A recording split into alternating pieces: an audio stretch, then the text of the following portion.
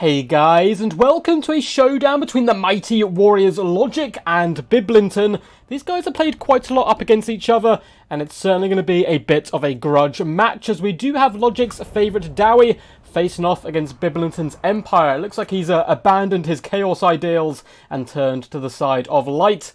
Should be a good fun game, and boy oh boy do we have some firepower for you today. So for the forces of the Dwarfs, we have triple cannons here in a rather defensive Dowie geometry box build, as well as a Goblobber coming in, and going to be pretty useful pick actually. I think the Goblobber should be picked slightly more often. I think Grudge Throws for the most part are a bit of a meme, but the Goblobber can certainly do some pretty decent work. Main battle line is going to be made up of miners with blasting charges dotted all the way along, and the flanks protected by basic dwarf warriors. So going really cheap and cheerful, these guys looking to get a Bugman's at the end of the day. We have triple rangers here in the central core, and they're going to be assisted by the Ulfar Raiders, regiment-renowned rangers who have a really useful ability called Marked by Ulfar, and this does actually lower armor, missile resistance, and missile parry, meaning if there is any really heavily armored Empire units coming to the field today, the rangers should be able to deal with them combined with this debuff. We have Belagar Ironhammer leading the forces, and look at him just cheering on the lads. I'm ready to rumble, and he's coming in completely naked. Again, at the end of the day, he's still a 120 armor silver chevron dwarf warrior with pretty decent melee stats. And right on the back, we have more dwarf warriors as well as a couple of units of slayers. For the force of the Empire, they're going to be screaming the name of Sigma and going for a glorious rush build. Now, this is a very bad matchup for Empire, certainly one of their worst ones, and there's a few different strategies you can do. One is going full Hellstorm rocket battery. Looks like that's what the Dwarfs are prepared for of their mass cannons, so instead it shall be a rush build. We have great swords mixed in with swordsmen dotted all the way along for the front line, as well as a couple units of handgunners in that central pocket to bring a bit more punch to the build.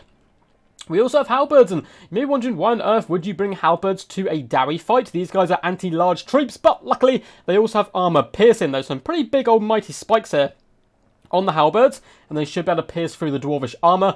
I've seen people try similar stuff with the Bretonnian halberds. Be interesting to see how it works here. We also have some unbreakable lunatics on the flanks, or just the one side, but get in the back line and be a little bit sticky. For the leadership core, we do indeed have a Grey Wizard coming in with Pendulum, which is so good up against Dwarfs, as well as Enfeebling Foe. And we have a Huntsman General, completely naked as well, so two naked lords today. Huntsman General isn't something that I expect to see very often, so it is a little bit of a treat seeing him come to the forefront. Love his glorious little moustache and goatee there. And he's going to be pretty good in this matchup, I think, just sniping out key enemy targets or taking out artillery crews. Now, the cannons don't have the best targets. There's no cavalry to take down, no enemy artillery, so they're going to have to make do shooting at greatswords, which at the end of the day is still going to be pretty decent value. And you can see the greatswords already taking the brunt of the firepower. The unit which has certainly got it the worst, though, is the one getting hit by the Goblobber. Looks like the miners tried to dodge a pendulum, but unfortunately they get caught in its grasp there. It's quite hard to dodge, particularly with dwarves, who are relatively slow. And now the handgunners are going to be lining up some shots and unleashing hell upon the miners. We are going to be seeing a Marked by Ulfar going down on the handgunners. That's lowering their armor to 0 here and giving them that minus missile resistance. That should buy time now for the Rangers to really be able to counterfire them rather successfully. The one on the left-hand side being focus fired down as well. Cannon shots continue to rain in, just hitting different units along the board, and miners of blasting charges are firing in, but this is a smart play by Biblinton. He's sacrificing his swordsman, so the poor little swordsman getting sent forward to die. They know, the general knows they're going to die to these blasting charges, but it does stop the greatswords and halberds from taking those shots instead, which is certainly what the miners realistically want to be shooting at.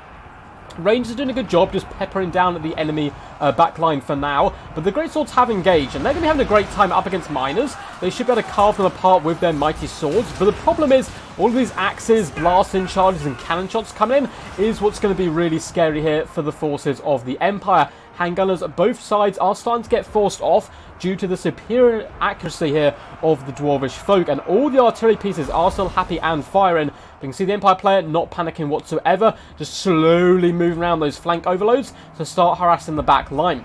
Greatswords in the front line mixed in with halberds are fleeing for their lives, likewise are more swordsmen and handgunners, so it's getting a little bit sketchy, but likewise the miner front line is starting to buckle here, and the dwarves don't really have that much reserves. We have this one unit of dwarf warriors and a couple of slayers, but when greatswords and halberds start pouring through the back line, it's going to get a little bit scary. Slayers are going to drive forward now, looking to plug the gap as Rangers do flee for their lives before the righteous fury here of the Empire forces. Greatswords will be engaging here with the Slayers, although they are getting hit by a Goblobber at the same time. Those greatswords will be getting dragged down here, but not before dishing out the pain and sending many of those slayers to the afterlife. Dwarf Warrior, the reserve now, are being committed to the front line, and Rangers are actually standing to fight here, trying to pin the enemy in place, because once they get past this line, it is right into the glorious artillery, who certainly will not want to be facing the enemy in hand-to-hand combat. Another well-placed pendulum does come down there by Biblington, and that's going to clear up these great swords and buy them time now to push into the back line, with Dwarf Warriors being finished off. Though we have more halberds as well starting to pour through, and great swords have hopped on top of some of the Rangers here. Luckily for the Dwarfs, Rangers are dirt cheap, so using them in a sacrificial sense like this to hold the line isn't the worst tactic in the world, particularly when supported by Belegar Ironhammer, who will keep those guys fighting a little while longer. Though Belegar does take a big old fat volley to the face from the handgunners, who are unleashing a pretty deadly salvo of shots into the enemy characters now. Halberds going to continue to push through. Slayers are eventually getting dragged down on this right-hand side as unbreakable troops tussle with unbreakable troops. But the back line is starting to be compromised, and this is getting very sketchy now for the Dwarvish folk. Halberds are charging into the lines. I think a cannon crew actually just obliterated a ranger, unfortunately, with a point-blank range cannon shot. But good targeting priority so far by Logic, firing into the key targets of the greatswords, as well as the handgunners every time they come back. Goblobber, perfect for routing off enemy troops. It looks like some rather brave dwarf miners are now actually, they find themselves overcharging, but now they're in the back line, which is perfect. They can charge down and start shutting down these handgunners and chasing off routing troops. It's going to force the Huntsman General as well to reposition a little bit. Halberds have gone to the back line, but two units are getting bottled up here by Dwarf Warriors and Slayers, who are such a sticky unit to try and get away from. And the Goblobbers and Cannons are still firing strong. One is now finally getting shut down, but the Rangers are just pouring on that pressure, doing some really lovely work. Belegar's still alive. He's taking a decent punch of damage now, mainly from those handgunners, the great swords, just cutting up some rangers. But as all Dwarvish troops, realistically, they're pretty good morale. So they're going to be holding firm, particularly with Belegar so nearby. And with some lovely shots coming in the back now, Kobe and those thrown axes into the rear of the great swords is enough to break them here. And it seems like the Empire advance is starting to stall. Balance power ebbing slightly in favour of the Dwarfs. Those cannons have started to focus on the characters, which again, when you force off a lot of the enemy key targets like this, is a fantastic idea. If your opponent doesn't juke and waste a lot of time on his micro doing that, he's going to die. And even if he is juking back and forth, every now and again a cannon shot will connect. And the Huntsman General isn't exactly the tankiest guy in the game. Great swords are continuing to try to push into the enemy battle line, although the Grudge Thrower is unleashing hell upon them. And now they've been forced back. This unit of two Slayers can just escort them off the battlefield, which would be such good work by them. They're probably not too happy with that, because obviously it's kind of a waste of their time and talents, but it is the right decision here. And Belegar is also giving chase a little bit as the Rangers continue to pour in shots.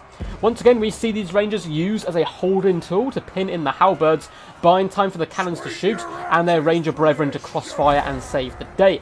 Halberds as well as Sigma Sons are trying to carve their way through the Dwarfs, and yes, that armor piercing does help, but Dwarfs still have really solid 40 melee defense on basic Dwarf Warriors. There's only 27 melee attack on Halberds, meaning though they have AP, they can still struggle to connect with the Dwarf Warriors, which is a reason as well. The people have been telling me about Halberds of Britannia. I still think it's maybe the best way to go, but it's not a great situation. We have more halberds as well, starting to pour in from the left flank now, looking to shut down the Goblobber for good, but it's used up so much of his ammunition now, up to 91 kills. Often a problem though for Dwarfs in this type of game is units coming back into play. They don't have many units themselves which can chase down enemy routers apart from Slayers and Gyrocopters, and a lot of Empire forces are broken for good, but the hammers, or not hammers, handgunners I should say, are coming back, and if they can get some decent shots into Belegar, maybe there's hope. The Grey Wizard's done some fantastic casts so far with those pendulums, and a lot of ammunition is starting to run pretty dry. Balance power is still dead even. Huntsman General is still alive and active, but he has a lot of work to do. He really needs to focus down Belegar at this point. The cannons are down to just 3 volleys and 5 volleys left, but that looks like it might be enough to finish off these troops. Halberds slowly getting clawed down here, though they did finally get on top of the Goblobber crew and kind of poke them down. There's still 2 Slayers holding the line, trying to drag down some of these grubby humans, although one of them does get decapitated by a rather angry halberd, so not the best way to go there for a Slayer, dying to a average man then. Balance power is actually Empire favoured right now, which is very surprising. I guess it's the fact that, honestly, the Dwarfs have like nothing left.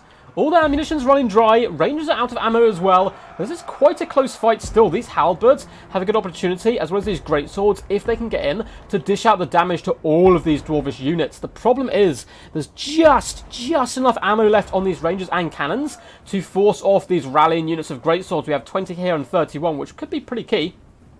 But, let's have a little look. They're just about holding on for now, but I think one or two more volleys might finish them off. But the cannon's out of ammo, and the Grey Wizard is shutting down at the Rangers at the moment, though Belegar has one or two things to say about that, coming in and beating the snot there out of that Sigma-loving Manlin. The Huntsman General has been forced off as well with some of the remaining ammunition, and well played to Logic for keeping these guys shooting as long as he did against such a swarm rush Empire-style build. Because if they had been shut down in the mid-game there, they would have lost this battle. There was just nothing left for the forces of the Dwarfs, and it shall be a Pyrrhic victory. A very hotly contested fight there. Well played to Logic and Biblington. A real good fun display there. For those who don't know as well, Logic does indeed have a YouTube channel. You can find him. I'll probably drop a link down below. If I forget, I'll put one in the comments. And yeah, you should be able to find him on my Discord as well. He does post kind of updates and stuff there. So if you follow my Discord, which is a link down below in the description, you'll be able to find his channel, which makes some really good stuff. Does drop videos every day pretty much and streams a bucket ton. So yeah, well played to these two champs. It is a really rough matchup, and I thought Biblington certainly tried some really cool stuff with the halberds to see if it would work. But in the end, the Dowie halls will be wrought with laughter, celebration, and glory, but not too much. It was a Pyrrhic victory. There's going to be many a dwarf families losing loved ones here today. Hope you guys enjoyed this one. We will get to the damage dealt and damage value of all these units in just a second. But if you enjoyed, make sure to leave a thumbs up as well as subscribing for more Total War Warhammer content. Feel free to comment down below what was your favourite moment of the battle, who was your MVP, what type of factions you want me to cast more of on the channel, and just feel free to yell quack at me. I really do appreciate all the comments. They do brighten my day when I see so many comments underneath the videos. There are links in the description as well to my Patreon where you can support the channel, links to my Discord where you can submit replays just like Logic did here today, get involved in events I host, keep up to date with the channel and myself, as well as a chill out with over like 600, 700 now roughly people we have in our cool little Discord community. You can train with them. We've got new players, experienced players, the absolute ton. There's also links to my Games Planet account down below, which will now take you, I've changed it, straight to the latest DLC that's coming out at a discounted price. Likewise, you can get all the Total War Warhammer DLCs and games discounted over there. But anyway, well played to these two champs. Belegar Ironhammer, 540 damage value. Not too great, but he is a very cheap option, and I quite like his pick here up against the men of the Empire, because at the end of the day, even if you get sniped out, it's not the end of the world. Minus a Blast and Charge has got some mixed damage value, 1 unit paying for itself, and a really good bait there by Biblington. Pushing the swordsmen, and the swordsmen probably like looking at each other as the officer gives the order. It's like, oh, are we expendable? And I'm afraid the answer is yes, and it allowed the great swords to get in there. Likewise, Dwarf Warriors aren't going to be getting good damage value across the board. They're simply here to hold back the enemy, allow this huge range contingent to try to bring the pain. Double Slayers were used in a kind of last-ditch defensive effort as well. Once again, not getting the best value, 733 and 709, but they did their job, because I'm expecting big value here from the range contingent of the Dwarfs. And let's have a little look.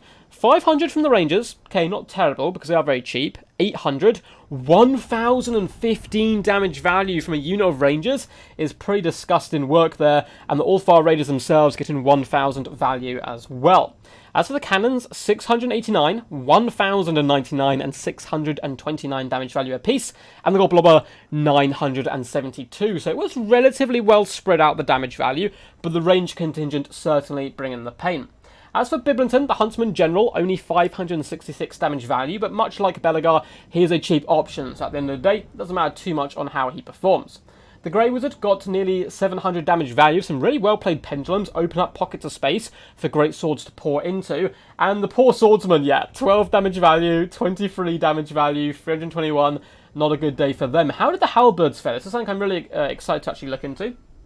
We have 522, 263, 139, 600, 870, so a mixed bag. Some of them performing well, but I feel like the ones who got the best damage value probably did indeed hop on top of the cannon. The Unbreakable Lunatics here did a good job as well, 773. They were engaged with Slayers for the majority of the time. Sigma Sons not paying for themselves. Likewise, the Great Swords, Some did okay. No 600 damage value here, 444. One unit did really good with the 1,269, but the others really did suffer quite badly, and likewise the handgunners failed to get their best targets. Anyway guys, hope you enjoyed this one. Until next time, peace, peace, and as always, stay awesome.